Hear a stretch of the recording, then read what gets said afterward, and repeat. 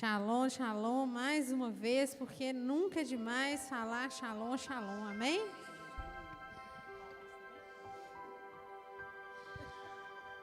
Bem, nós estamos no mês da tribo de Aser, um mês onde o nosso lema é: as nossas bênçãos estão a caminho, as nossas bênçãos estão a caminho. Quem acredita nisso?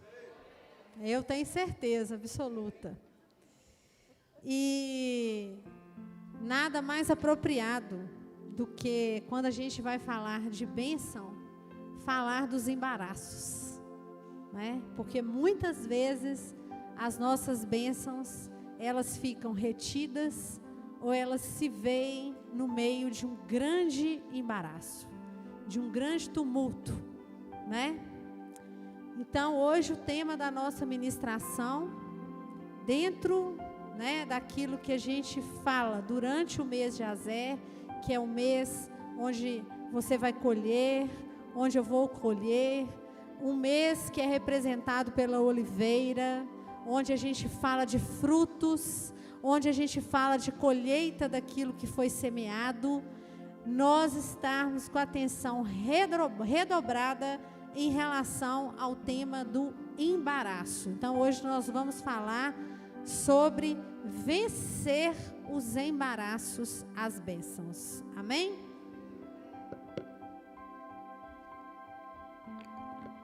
Abra a palavra do Senhor aí, em Gênesis 16.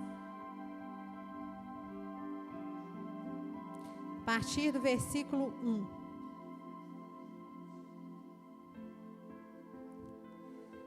Ora, Sarai, mulher de Abrão, não lhe dava filhos, e ele tinha uma serva egípcia, cujo nome era Agar.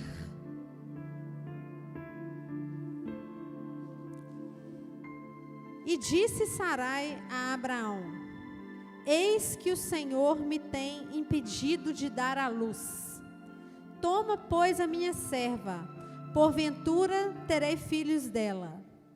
E ouviu Abrão a voz de Sarai. Assim tomou Sarai, mulher de Abrão, a Agar egípcia, sua serva, e deu-a por mulher a Abrão, seu marido, ao fim de 10 anos que Abrão habitara na terra de Canaã. E ele possuiu a Agar, e ela concebeu. E vendo ela que concebera, foi sua senhora desprezada aos seus olhos. Então disse Sarai a Abrão: meu agravo seja sobre ti, minha serva pus eu em teu regaço. Vendo ela agora que concebeu, sou menosprezada aos seus olhos. O Senhor julgue entre mim e ti. E disse Abrão a Sarai: eis que a tua serva está na tua mão. Faze-lhe o que bom é aos teus olhos.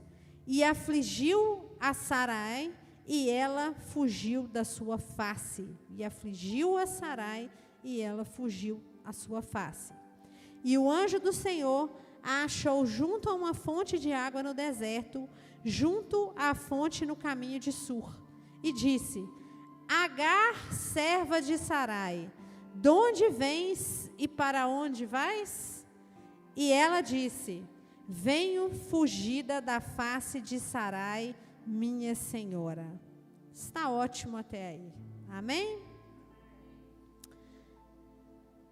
Esse é um episódio muito famoso, né? É uma história muito conhecida de todos os cristãos e até mesmo pelos não cristãos, né?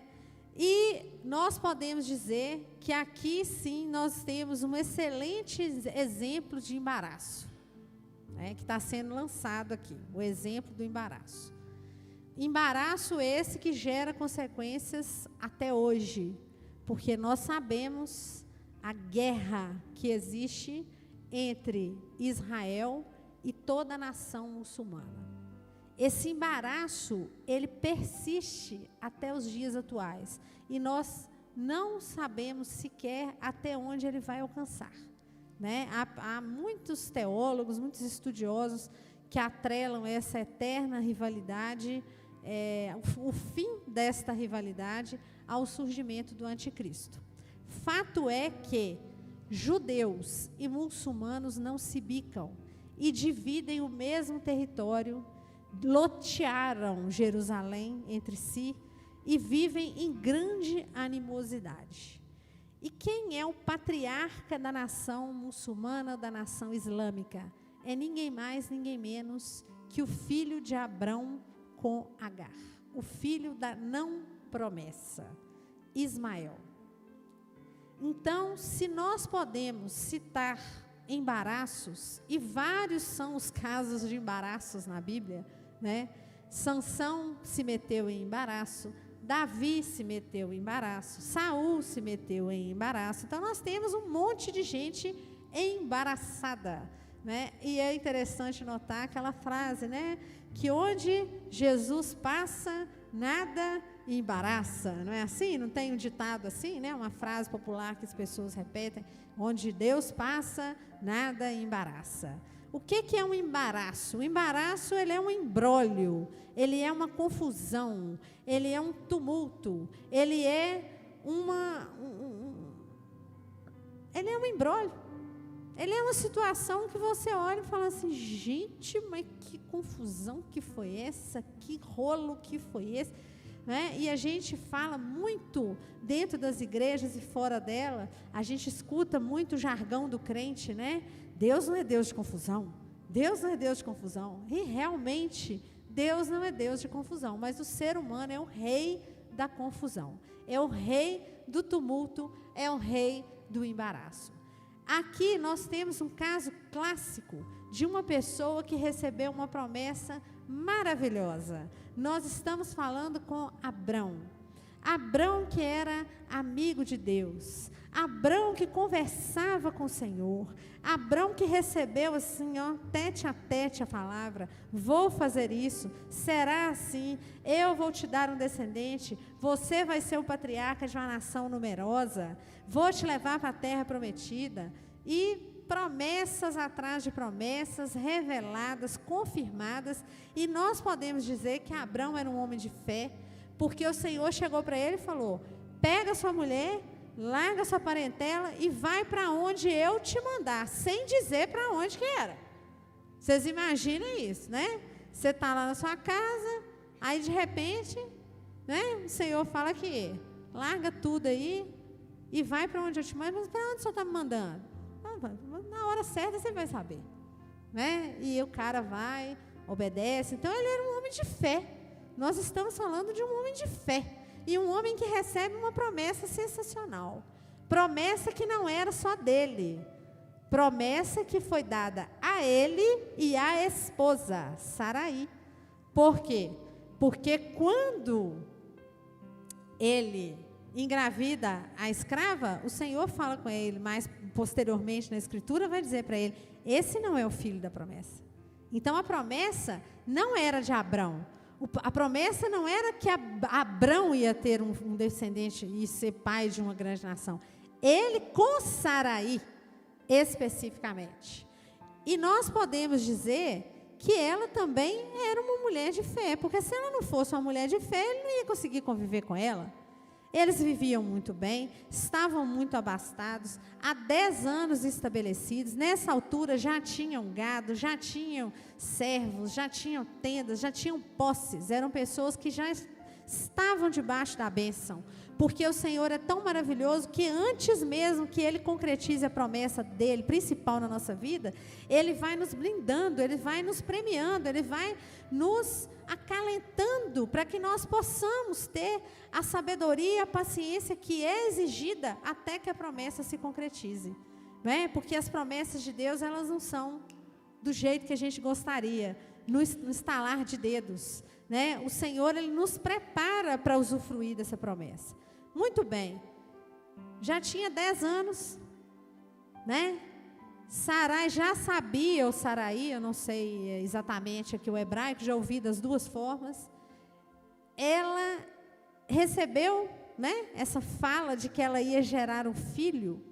E vocês imaginem o que era para essa mulher olhar para o corpo dela, ano após ano, mês após mês, e falar: meu Deus, isso não vai acontecer.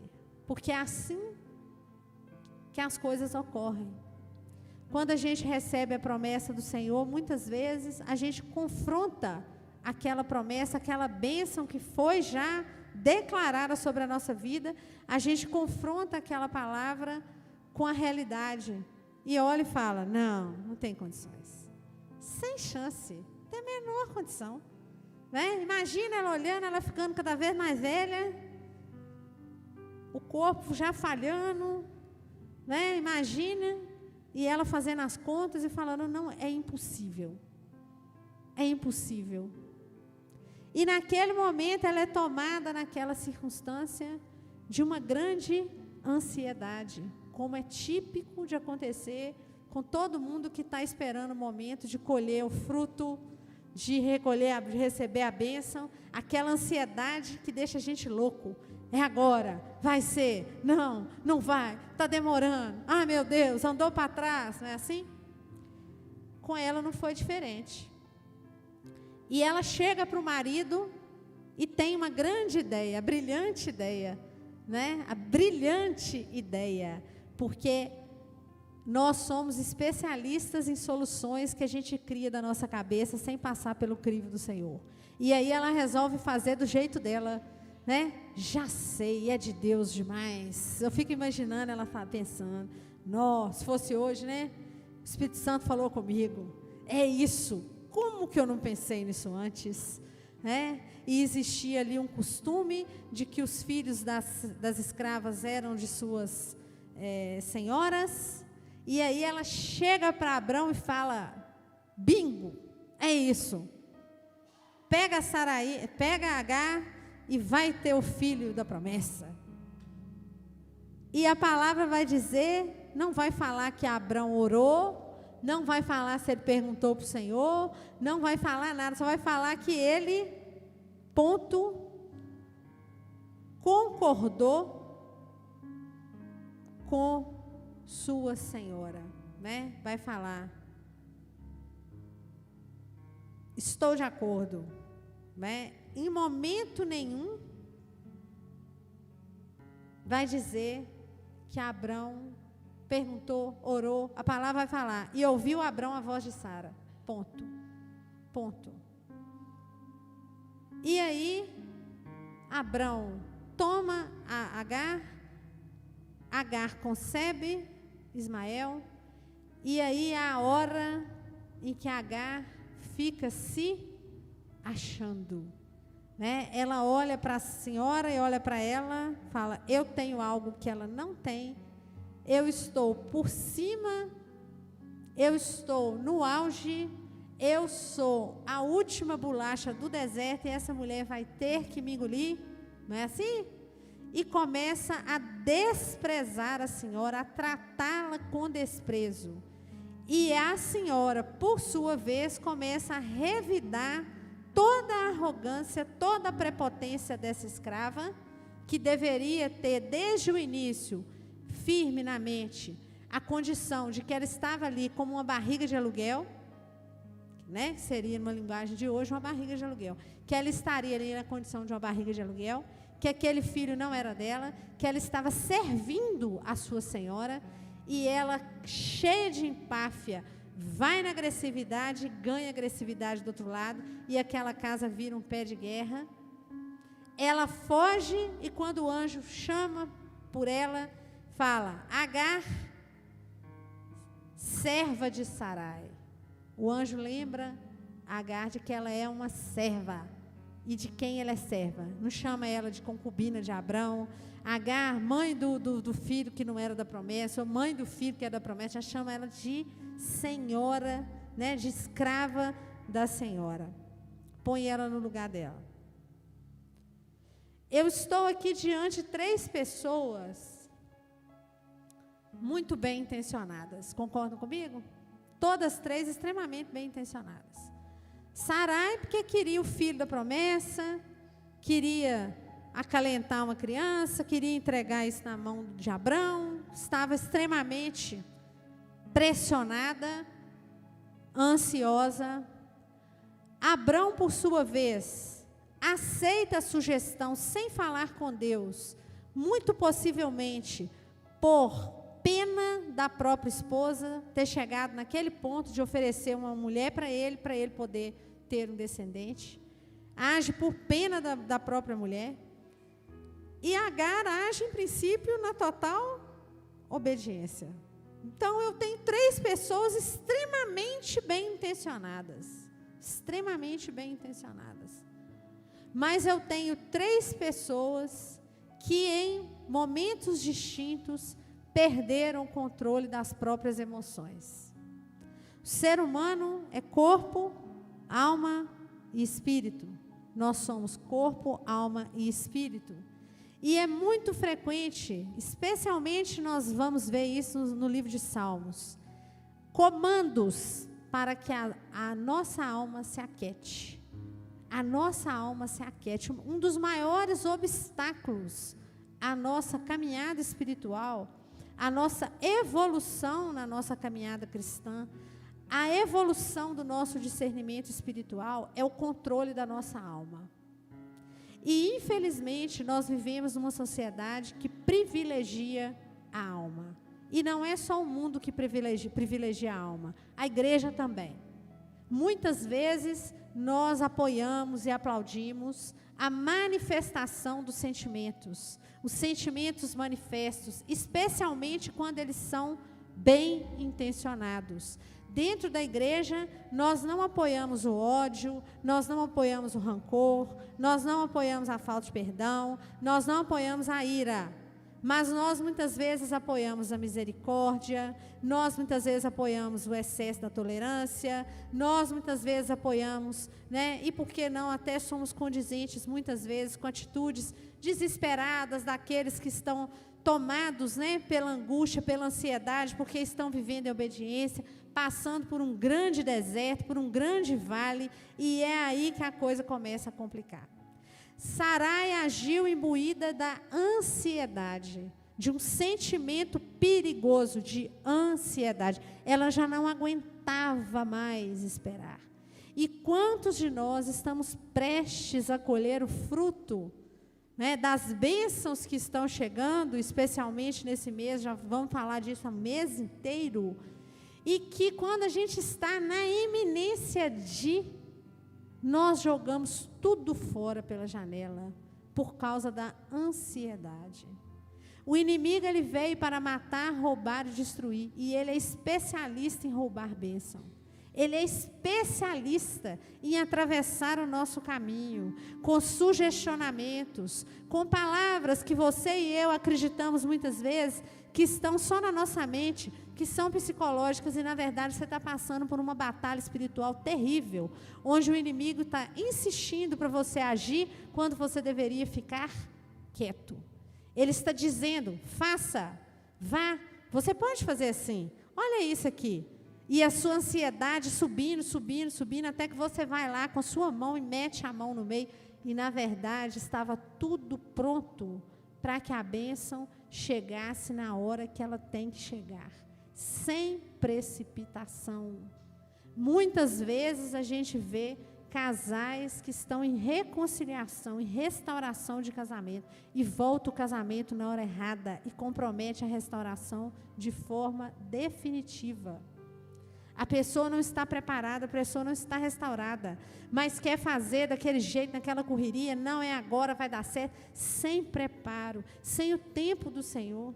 Quantas oportunidades a gente joga fora, porque a gente não aguenta esperar, porque a gente tem que ir lá com a nossa mão e fazer o que a gente acha que tem que fazer, do jeito que a gente quer fazer, para atender ao apelo, ao anseio da nossa alma, que olha do lado e vê uma realidade que não condiz com a promessa. Porque se as promessas do Senhor, elas fossem totalmente compatíveis com o que você está vendo na realidade, elas não seriam promessas, elas não seriam desafios de fé, elas não exigiriam fé de ninguém.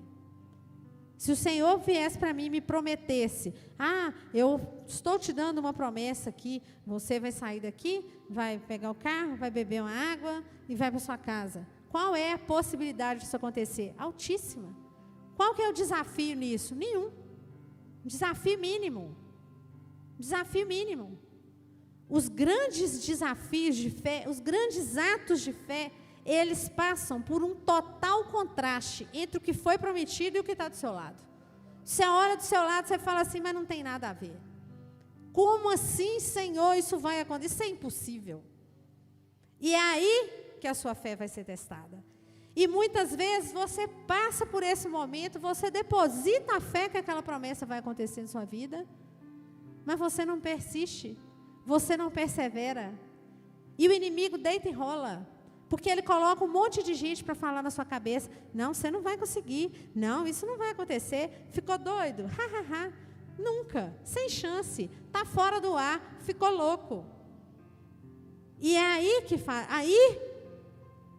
é aí que está a diferença entre aquele que alcança e aquele que não alcança. É aí que está a diferença. É aquela persistência que beira a loucura, de você olhar e falar, ninguém acredita, mas eu acredito, porque quem me prometeu é fiel para cumprir. E poderoso para cumprir. E Ele cumpre. Eu amo ver Deus cumprindo promessas, gente, mas eu vivo, nem é na minha vida, mas só de eu ver, eu já pulo de alegria, eu dou glória, porque eu sei o tanto que isso é importante para nós.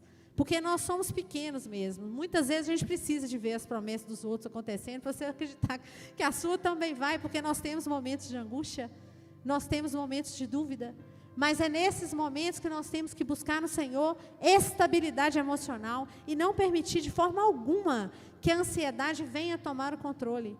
Porque se a ansiedade vem tomar o controle, você adota as suas soluções. E aí, quando o sentimento fala alto, surge um embaraço.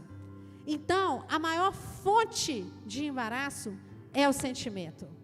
Vigie o seu sentimento. Sabe aquela parte do Evangelho que Jesus fala, está lá em Mateus, acho Mateus 15, que ele diz que o que entra pela boca não importa, que o que importa é o que sai da sua boca? Cuidado com o que sai da sua boca, porque o que sai da sua boca é reflexo daquilo que você está sentindo. A boca fala do que o coração está cheio, e na Bíblia o coração não é um músculo cardíaco. Coração são sentimentos, é a sua alma, é o seu psicológico. Então, e aí vem outra fala da Bíblia, de tudo que deves guardar, guardai o quê? O coração. Não dê asa para a ansiedade, minha gente. Vamos colocar a ansiedade na geladeira. Vira para a sua alma e fala, quietinha. Cala a boca. Eu faço com o menino, quando o menino travesso, fala, caladinho. Não dá um pio. Alma, calada. Cala a boca, porque você não sabe nem a hora que você está com fome. Quem manda aqui é o Espírito Santo. A gente tem que dar ordem na alma. Aí vocês vão dizer, mas a ansiedade é um sentimento meio ruim mesmo, né? A gente sabe que é ruim. Mas e a misericórdia do outro? Muitas vezes, a nossa misericórdia mal exercida, ela gera um embaraço. Ela gera um embaraço. Muitas vezes a gente vai ver histórias, né, em famílias em que o marido faz tudo o que a mulher quer, por mais louca que a mulher seja. Por quê? Por quê? Deixa ela. Mas ela é tão boa. Aí a mulher chega e fala, não, quer pintar a casa, quer trocar isso, trocar aquilo, e o cara não sabe nem de onde que ele vai arrumar dinheiro, mas ele está falando assim. Embaraço. Mães com filhos que mimam os filhos de uma forma irracional. O filho chega todo cheio de manipulação, toda com aquela carinha de anjo. Já vai a mãe que não tem nem dinheiro para comprar arroz com feijão, comprar um celular para o filho. Cria o quê? Embaraço. Essa criança vai ficar uma criança difícil, mimada. Esse casal vai brigar por causa de dívida, porque a gente sabe que uma das coisas que mais gera problema em casamento é o quê? Dívida. Por que Abrão topou parada lá com Agar? Tadinha de Sarai. Coitadinha. Ela tem até direito de ter um filho. Vou ceder. né? E aí quando ele cede, o embaraço acontece. O embaraço acontece. E assim as coisas vão acontecendo. Você quer ver um outro sentimento que é terrível para criar embaraço? Insegurança e medo. A pessoa que é insegura e é medrosa, ela fala não quando tem que falar sim e fala sim quando não tem que falar não. Repara. Ela precisa dar um passo de fé, ela não consegue. E quando é para ela não entrar, para ela sair da situação, ela vai porque a situação é pouco desafiadora, então ela aceita o pratinho que o inimigo... Às vezes o Senhor tem um prato maravilhoso, um banquete, mas ela é tão medrosa, ela é tão insegura, que aparece para ela um pratinho muito humildezinho, no mau sentido, e ela aceita, porque ela é medrosa, porque ela é insegura. Medo é algo que faz você e eu perdermos a promessa. Medo faz nós perdermos promessa. Quer ver outra coisa que faz você e eu perdermos promessa? Autocomiseração, autocompaixão, vitimismo. Ai, mas eu mereço, né? Oh, que lindo. Eu mereço, sou tão boazinha, igual Davi, né? Tá lá no palácio, descansando, exército, quebrando pau lá, guerreando. Ah, já guerriei muito, né? Vou ficar aqui no meu palácio, vou me dar essa chance. Ô, gente, Betseba está ali tomando um banho, né? Com mulherão, não é só uma espiadinha, Senhor, porque eu mereço. E a alma gritando, e fazendo aquela bagunça, né? E aí a mulher do outro, ah, mas eu mereço, eu sou rei, eu sou tão gentil, tão legal, já briguei tanto aqui, né? E embaraço. Não precisa nem falar o embaraço que ele criou na vida dele. Vocês já sabem, né? Terrível. Embaraçou tudo. Embaraçou tudo. Ele só não perdeu o trono e tudo que ele tinha, porque ele foi humilde e ele se arrependeu de verdade diante do Senhor. E o Senhor é misericordioso. A misericórdia dele se renova todas as manhãs, porque senão nós já estaríamos completamente ferrados, né? E aí veio essa escrava, que caiu de paraquedas no meio da situação, não deu conta de administrar aquilo que tinha sido colocado diante dela pela senhora dela. Quantas pessoas recebem oportunidades e se ensoberbecem de uma forma absurda? Sabe aquela história, o fiel no pouco, o fiel no muito? O Senhor vai dar um pouquinho para a pessoa. Fala assim, deixa eu dar uma amostra grátis aqui para a pessoa, para ver como é que ela vai comportar. A pessoa vira globeleza, né? Luzes, câmera, ação. Sou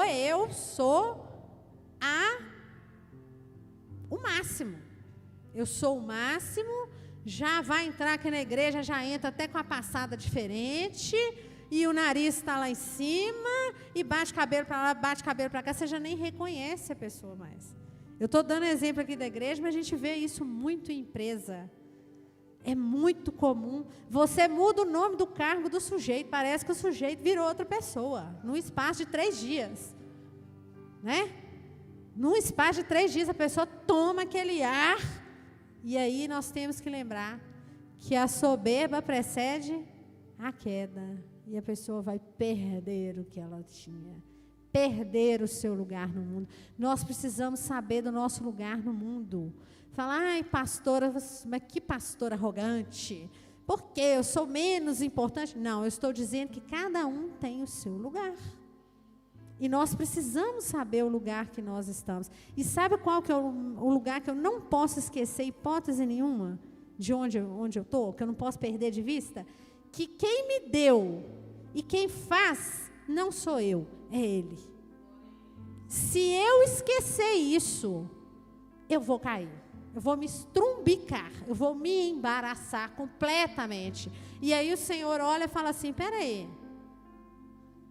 eu dei R$10 e a pessoa já está desse jeito, Se eu der para ele 1 milhão que ele está me pedindo, eu vou acordar de manhã e ele vai querer meu trono, né? Vai dar licença aí, Senhor, reda para lá, que eu estou sentado, né? E foi exatamente o que aconteceu com essa escrava. Ela perdeu a noção do perigo e foi agredindo a senhora. O que ela conseguiu com isso? Sofrimento. Sofrimento. Porque a condição em que ela estava bateu na cara dela. Porque é isso que acontece quando a gente quer ser algo que a gente não é. A gente pode ter ambições, a gente pode ter sonhos, mas a gente não pode se ensoberbecer e acreditar que somos alguma coisa, porque nós não somos nada. Quem faz a nossa vida é Deus. Qualquer coisa fora disso é vaidade, é orgulho, é soberba, é síndrome de Lúcifer. Viajou, volta para a terra, desce daí e fica aqui. E toda vez que a soberba entra em cena, eu crio embaraço na minha vida. E a bênção está para chegar, fala assim, filho, você não está lidando com o mínimo, como é que eu vou te dar o que você quer? Está aqui, está aqui, na sua cara, e você não tem sabedoria. Você se ensoberbece, você se deixa levar pelos seus sentimentos. Você se deixa levar por medo, você se deixa levar por insegurança, você se deixa levar por ansiedade, você se deixa levar por falta de domínio próprio. Quando a gente fala em domínio próprio, como um dos gomos do fruto do Espírito, a gente sempre pensa que estamos fazendo alusão a eu ter o domínio das coisas, não sair por aí brigando com todo mundo, atirando, dando chute, né? Não. Domínio próprio é dar o domínio àquele que tem o domínio. Quem é que tem que ter o domínio? Sou eu? Não, é o Espírito Santo. É o Espírito Santo. É Ele que tem que ter o domínio. Por isso as nossas emoções, elas têm que estar debaixo desse domínio. E se eu começar a alimentar o monstrinho, ele vai crescer. Porque a alma do ser humano cresce muito rápido. Os sentimentos, eles se expandem ao ponto de contaminar as outras pessoas. Vocês já perceberam isso? Que uma pessoa está triste, ela contamina quem está em volta. Ela está alegre, efusiva, eufórica. Eu já falei isso aqui. Jesus não ficava dando no meio da rua, não. Expulsei o demônio. Ele não fazia isso, não. Ele fazia a parte dele com tranquilidade, com mansidão, com humildade. Ele continuava. Com tranquilidade, com serenidade. Quanto mais nós estamos no Espírito, menos efusivos nós seremos, menos agitados nós seremos. Porque isso tudo traz desequilíbrio. Então eu tenho que ser igual um robozinho. Não, não seja igual um robozinho. Porque você nunca vai conseguir, igual eu também não vou. Mas nós temos que ter a clareza que sentimentos, inclusive aqueles que a gente tem como positivos, eles são sempre um risco na criação dos embaraços. Aí vocês vão perguntar para mim, então, pastora, como é que eu evito o embaraço? Como é que eu faço para evitar o embaraço? Vigia, vigia, vigia. Vigiai e orai. O espírito está pronto, mas a carne é fraca. Problema de crente. Toda vez que fala carne, ele pensa em quê? Em sexo. É o sexo, é a carne. Não, a carne aqui é tudo aquilo que nos traz fragilidade. E a nossa alma nos traz extrema fragilidade. Especialmente num contexto de mundo que valoriza o eu. Eu quero ser feliz, eu decido, eu sei, eu sou o cara, eu estou por cima, eu estou sabendo, a minha autoestima, eu. É o self. É o self, que em inglês quer dizer si mesmo. A palavra self é si. Mais self, eu mesma. Então, você vira o quê? O rei da sua própria vida. Né? E esse mês está falando o quê? Não se esbanjar, você vai ser servido com manjares dignos de rei. Mas não está falando para você se servir com os manjares do rei. Daniel não se serviu dos manjares do rei, certo? Está lá no livro de Daniel. Ele falou, não quero saber de manjar de rei não, fica aí com eles. Quais seriam os manjares de rei hoje, para nós, que a gente deve evitar? Quem é o principal rei, o que é colocado como rei hoje? Pensa. O que está sendo colocado no lugar de Deus na sociedade em geral? O eu. O eu. Por isso que a rede social é baseada no eu. Né? Eu tenho um perfil, e aí ali eu vou postando as fotos, e aí eu vou mostrando como eu sou legal, como eu sou bacana, como eu sou satisfeito, como eu sou alegre, como eu me vendo na página. Aquilo ali é uma prateleira, o Instagram é uma prateleira de produtos, que vão passando, e você vai curtindo, dando like, não like, dislike, sei lá como é que fala, curte, não curte, né? E ali vai passando aqueles produtos consumíveis, que vão ter um posicionamento de imagem para vender a imagem. E você vende sabendo que aquela pessoa vende, por quê? Porque ela tem muitos seguidores. Então hoje, o ser humano, o indivíduo, ele tomou o lugar de Deus. E nós não podemos nos servir dos manjares do rei. Que manjar que é esse? Não óbvio, porque é óbvio que eu estou falando, eu não estou aqui falando para a gente, é a bebida, o sexo, as drogas, a rock, isso aí já passamos dessa fase, né? Nós já saímos desse leitinho aí. Quando eu estou falando de manjares do rei, são os manjares que a valorização exacerbada do eu está colocando para nós. É o eu que é feliz, que é satisfeito, que é rico, que é bonito, que é malhado, que é tudo, Chega! E nós não somos a centralidade não está em nós, a centralidade está em Cristo. A centralidade está em Cristo.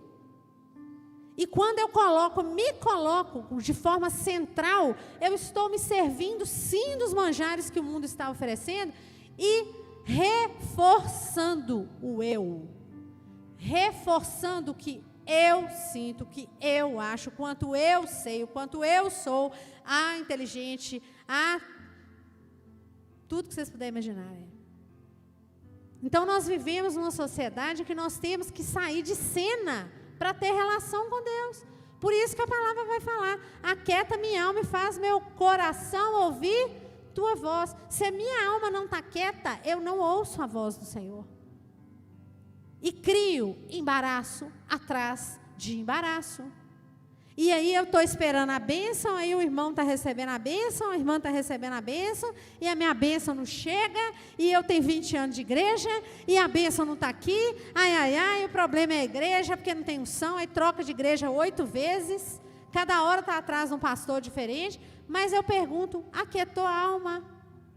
Parou de agir conforme o impulso? Parou de criar embaraço?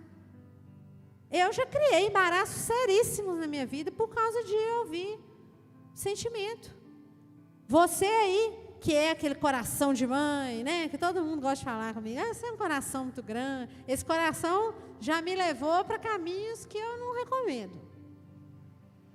Sabe? Aquele instinto maternal que acolhe demais, que quer ajudar demais, que quer cuidar demais, que a pessoa chora, você já fala, oh, tadinho, vem cá no colinho da titi. Não. Né? Nós temos que olhar o outro com misericórdia, mas nós não podemos perder a orientação espiritual. Os olhos espirituais têm que estar atentos, sob pena de você criar um embaraço. E ano após ano, vai chegar nesse mês, você vai falar, minhas bênçãos estão chegando. Da 4ª vez que você falar e não chegar, você vai ser abalado na sua fé. E nós não queremos isso, queremos? Então vamos fazer a nossa parte. Vamos buscar em nós. Segura sua onda. Deus está falando com você hoje, aqui ó. Segura sua onda. Acalma seu espírito. E aí nós vamos lembrar de Zacarias. Zacarias tinha uma mulher idosa, que não concebia. E a palavra vai falar que Zacarias larga Isabel na casa e vai para o templo. E dentro do templo, quando ele estava lá, sem que ele esperasse, o anjo chegou e falou: aqui, chegou a hora, tá? Sua mulher está grávida. Claro que ele meio que duvidou, ficou mudo, é verdade, né? Alguns meses sem falar, para aprender a ter respeito, né? Para não falar bobagem. Mas ele foi muito sábio. Isso a palavra quer dizer o seguinte: enquanto você está no templo, enquanto você está aos pés do Senhor, enquanto você declara: eu recebo a promessa, eu acredito na promessa, eu entrego isso nas suas mãos, Senhor, vai servir a Deus. Quando você vê, o negócio já está acontecendo. Larga a ansiedade para lá, larga o bando de urubu que fica falando que você é doido, que não vai acontecer, que você está viajando na maionese. Vai acontecer em nome de Jesus, e Ele faz sim, e se não está acontecendo, busque no seu coração a resposta, busque aí em você, analise, peça ao Espírito Santo, e Ele vai te mostrar o que você está fazendo de errado. Porque Ele mostra. Porque Deus precisa da nossa colaboração para que Ele possa agir na nossa vida. Nós damos a legalidade para Ele agir. Os céus são dele, a terra Ele deu aos homens, para que nós possamos atuar de forma adequada à palavra dEle. Para que aí sim Ele levante e fale: peraí que agora eu vou agir. E eu tenho certeza que Ele, como Pai, Ele ama entregar o que Ele prometeu. Porque assim é com todo pai. Nós amamos poder entregar para os nossos filhos aquilo que é deles. Não tem nada melhor na vida de um pai e de uma mãe que poder entregar para um filho e ver aquele filho sorrir. Só que tem hora, lugar e condição. Amém? Vamos orar.